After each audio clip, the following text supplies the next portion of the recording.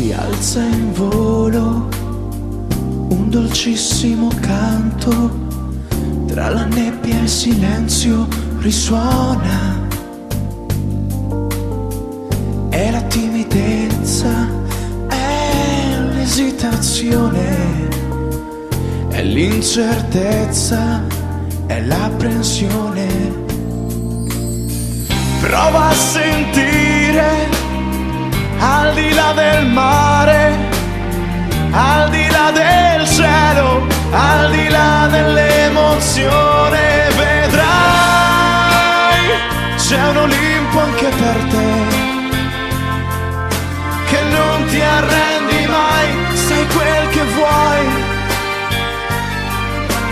Non è possibile arrivarci, però stai attento a non cadere giù.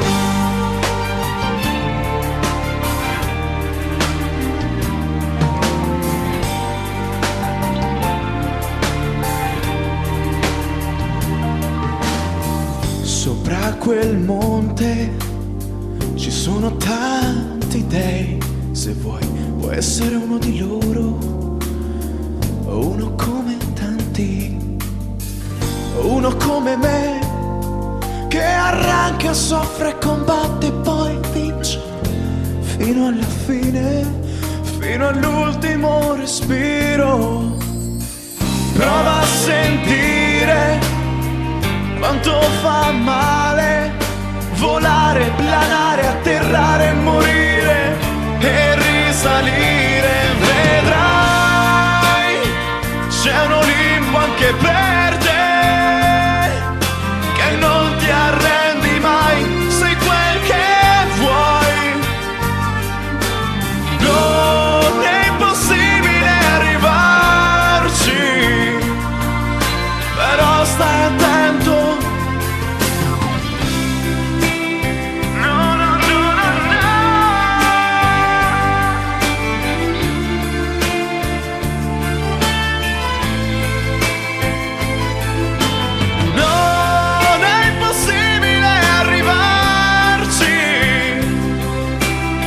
Stai attento a non cadere giù.